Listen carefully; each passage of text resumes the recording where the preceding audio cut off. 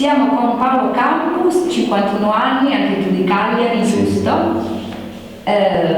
Paolo, mentre prima stavamo parlando, ha detto al carcere non ci si abitua mai. Non ci si può abituare mai, ci arriviamo.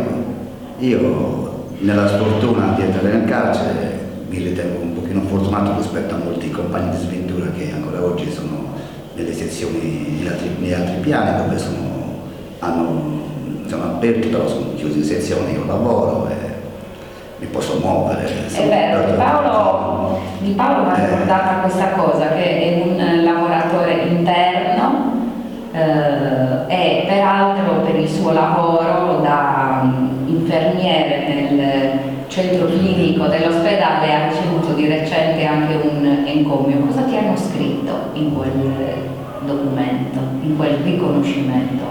È un riconoscimento in base a quello che faccio, che mi dedico alle persone bisognose. Purtroppo arrivano anche persone con dei problemi, sono disabili o anziani, autolesionisti che hanno dei problemi. Non lo so, forse ce l'ho per un dono, non riesco a interagire con loro e a farmi calmare parecchio. A proposito, di recente è venuto in questo carcere un sindacalista, Eugenio Sarno, che ha raccontato un bollettino da guerra, ha parlato di un carcere dove ci si picchierebbe molto e dove gli atti di autolesionismo sono troppi. A te risulta, proprio tu che lavori al centro clinico? Vabbè, il centro clinico è un'altra realtà del carcere, non è il centro clinico. Purtroppo chi arriva al centro clinico sono persone che stanno male, hanno problemi di salute, che non si sta a litigare o avere problemi di questo genere.